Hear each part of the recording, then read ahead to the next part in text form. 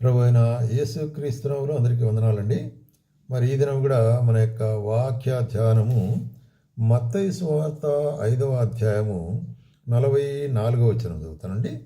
మత్తయి సువార్త 5వ అధ్యాయము 44వ వచనం, 43 కూడా చదువుతాను. నీ పొరుగువాని ప్రేమించి నీ శత్రువును ద్వేషించమని చెప్పబడిన మాట మీరు విన్నారు కదా, నేను మీతో చెప్పినదేమనగా. కాబట్టి యేసు ఏం చెప్తున్నాడు?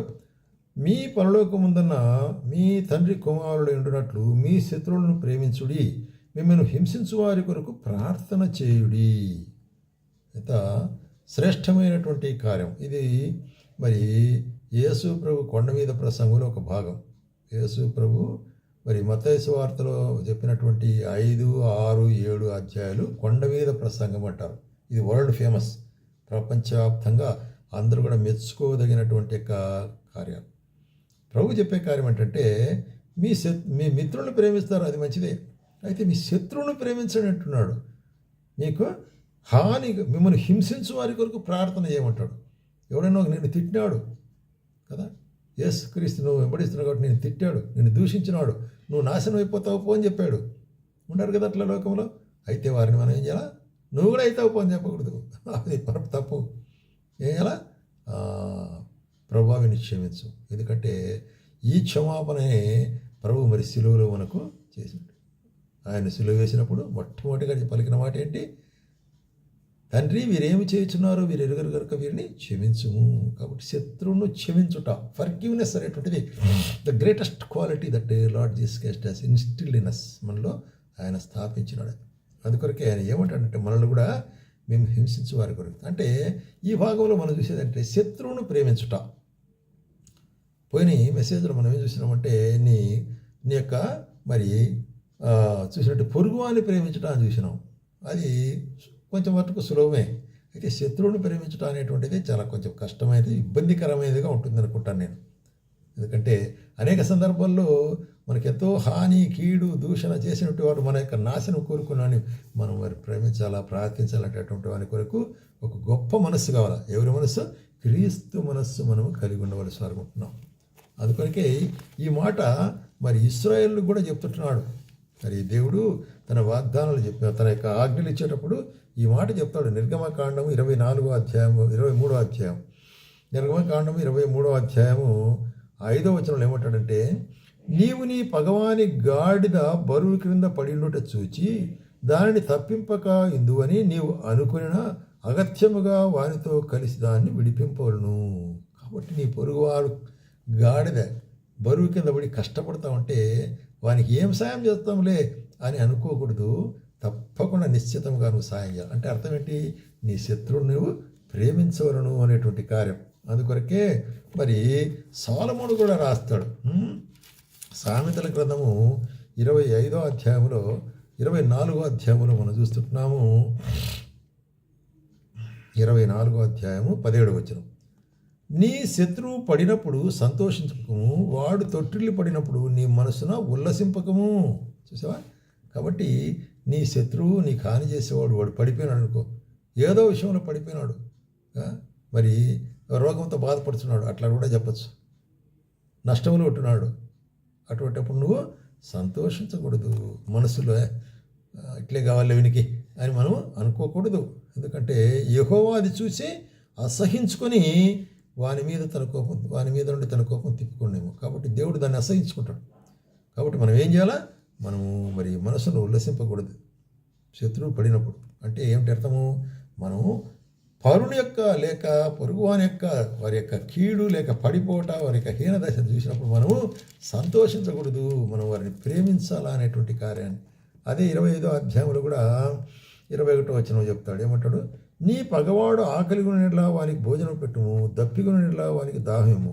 అట్లు చేయుట చేత వాని తల మీద నిప్పులు కుప్పగా పోయిదువు, యెహోవా అందుకు నీకు ప్రతిఫలం ఇచ్చును. కాబట్టి నీవు నీ పొరుగువాన్ని మరి ప్రేమించి అతనికి సహాయం చేసినట్లయితే ఏం జరుగుతుందంట? మరి ఆకలి కొంటే వానికి ఆహారం పెట్టు, దప్పికొంటే వానికి నిల్లి.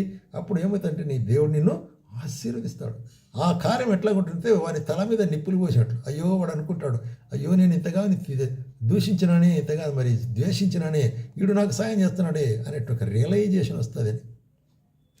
కాబట్టి వాని తల మీద నిప్పులు కుప్పగా పోయేది అంటాడు. అందుకు మరి అంత మాత్రమే కాదు, దేవుడు దానికి నీకు ప్రతిఫలం ఇస్తాడు. కాబట్టి ప్రతిఫలం చేయాలని కాదు, కానీ నువ్వు ఆశించకపోయినా కూడా ప్రతిఫలం ఇస్తాడు దేవుడు. అందుకొరకే లూకాసు వార్త 6వ అధ్యాయము 35వ వచనంలో కూడా ఇదే మాట ఉండేది. 6వ అధ్యాయము 35వ వచనం, మీరైతే మీరైతే ఎట్టివారిని గూర్చినను నిరాశ చేసుకునక మీ శత్రువులను ప్రేమించుడి, మేలు చేయుడి, అప్పు ఇయుడి, అప్పుడు మీకు గొప్ప ఫలముండును. చూసావా? కాబట్టి నీ పొరుగువాన్ని మరి ద్వేషించకుండా ఏం చేయాలట? ప్రేమించాలా, మేలు చేయాలా, అప్పు ఇవ్వాలా. మీకు ఫలము గొప్పదైనట్టు దేవుడే మనకు ప్రతిఫలం ఇచ్చేవాడు ఉంటున్నాడు. ఇవ్వగలిగేట కంటే ఇవ్వచ్చు. నీ సామర్థ్యమైన నీ చేతనట్టి కార్యాలు చేయవచ్చు అని అట్లాగా మన శత్రుడు. కాబట్టి ద్వేషించకుండా వారిని ప్రేమించాలనేది అపోస్తలుడైన పౌలు కూడా రాస్తూ ఈ కార్యాన్ని మరి తిరిగి మనకు బయలుపరుస్తాడు. చూడండి, అపోస్తలుడైన పౌలు రోమీలకు రాసిన పత్రిక 12వ అధ్యాయము 20వ వచనంలో ఏమంటున్నాడు? ఇక్కడ 20వ వచనంలో, కాబట్టి నీ శత్రువు ఆకలిగా ఉంటే అతనికి భోజనం పెట్టుము, దప్పికొని ఉంటే దాహమునిము, అలాగ చేయటం వలన అతని తల మీద నిప్పులు కుప్పగా పోయిదు. కాబట్టి ఇది ఎట్లాగుంటుందంటే, కీడు వలన జయింపబడక మేలు చేత కీడుని జయించుము. కాబట్టి కీడు చేసిన వానికి ఏమి చేయాలా? మరి మేలు చేయాలి. ఇది కూడా గొప్ప మరి ఆజ్ఞగా ఉంటుంది కదా, ఎంతో శ్రేష్టమైనట్టు మాటగా ఉంటుంది. అంటే ఇది సార్వత్రికంలో మరి అందరూ కూడా మెచ్చుకోదగిన మాటగా ఉంటుంది. శత్రువుని ప్రేమించడం అనేటువంటి గొప్ప హృదయం కావాలండి. శత్రువుని అందరూ ప్రేమించలేరు. యేసుక్రీస్తు మనస్సు ఉంటే తప్పితే శత్రువును మనం ప్రేమించలేము. యేసుక్రీస్తు మనస్సు అంటే ఏంటి? ప్రేమించే మనసు, తగ్గించుకునే మనసు, దీనత్వం చూపించే మనసు, కనికరం చూపించే మనసు. అది మన హృదయంలో ఉంటేనే మన శత్రువును మనము ప్రేమించగలము, లేకుంటే మనము ప్రేమించలేము. కాబట్టి మరి తెస్సలోనికైలకు రాస్తూ అపోస్తలుడైన పౌలు 1 తెస్సలోనికైలకు 5వ అధ్యాయం 14వ వచనంలో, సహోదరులారా, మేము మీకు బోధించినది ఏమనగా అక్రముగా నడుచుకున్న వారికి బుద్ధి చెప్పుడి, ధైర్యం చెడిన వారికి ధైర్యపరచుడి, బలహీనులకు ఊతనీయుడి, అందరి ఎడలా దీర్ఘశాంతము గలవారయుడి. అది కాబట్టి అందరి ఎడల ఎట్లా మేలు చేయాలనే కార్యాన్ని ఇక్కడ చెప్తున్నాడు. బలహీనులను ధైర్యపరచాలా, బుద్ధిహీనం అక్రమంగా నడుచుకోవాలి, బుద్ధి చెప్పాలా, ఇది మంచి కాదు, ఇట్లా నడుచుకోకూడదని చెప్పాలి మనం కదా. ధైర్యం చెడినవారు మరి జీవితంలో నష్టపోయి కష్టపడి ధైర్యం చెడిపోయి ఇంకా ఏం చేస్తాను, నేను పడిపోయినాను, ఇంకా నేను ఏం దేవుడు నాకేం చేయలేడు, నేను మరి చనిపోతే మేలు అనేటువంటి వారు చాలామంది ఉంటారు. అటువంటి వారికి మన కౌన్సిలింగ్ ఏంటంటే దేవుడు మేలు చేస్తాడు అనేటువంటి విధంగా. అంత మాత్రం కాకుండా 15వ వచనంలో ఏమంటాడంటే, ఎవడను ఇక్కడ చూస్తున్నాము 15వ వచనంలో, ఎవడను కీడునకు ప్రతి కీడు ఎవరికైనా చేయకుండా చూసుకునుడి, మీరు ఒకరినలా ఒకడు మనుషులందరిను ఎల్లప్పుడూ మేలైన దానిని మనం చేయాలి. ఎల్లప్పుడూ మేలైన దానినే చేసి అనుసరించి నడుచుకునుడి.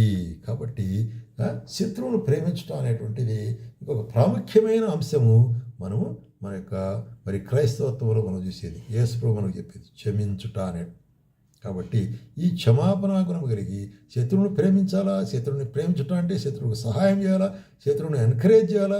ఆ విధంగా చేసినప్పుడు నిన్ను ద్వేషించిన వానికి ఆ విధంగా చేస్తే వాడే రియలైజ్ అయిపోతాడు, అయ్యో అని. అది ఎట్లా ఉంటుంది? తల మీద నిప్పులు పోసేటట్టు. అదే సమయంలో దేవుడు ఏం చేస్తాడు? నిన్ను ఆశీర్వదిస్తాడు. కాబట్టి ప్రేమను వల్లారా మనం మన శత్రువులను ప్రేమించటకు నేర్చుకుందాం.